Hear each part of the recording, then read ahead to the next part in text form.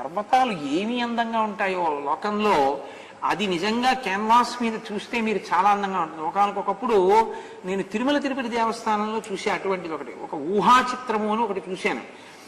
అప్పుడు కొండ అద్దమందు కొంచెం అయ్యి ఉంటుందా, గీయాలనుకున్న చిత్రకారుడికి ఆ అభిప్రాయం ఉంటే పావుటావు కాగితం మీద గీయగలడు. ఆయన విహంగ వీక్షణం గీశాడు.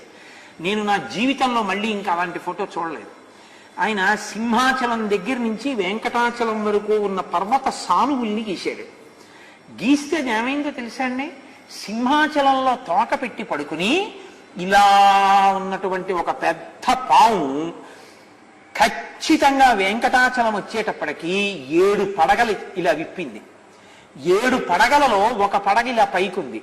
ఈ పడగ మీద ఒక మణి ప్రకాశిస్తోంది. అది ఆనంద నిలయం.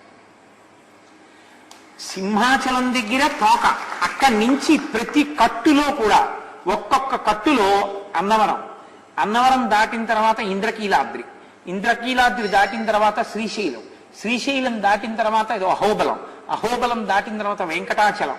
ఈ పర్వతాల యొక్క వరుస క్రమంలో సింహాచలం నుంచి వెంకటాచలం వరకు 7 తలల పాము రూపంలో, శేష రూపంలో ఎలా పడుకుందో పర్వతం పాము రూపంలో ఆయన గీసి చూపించాడు ఒక చిత్రం.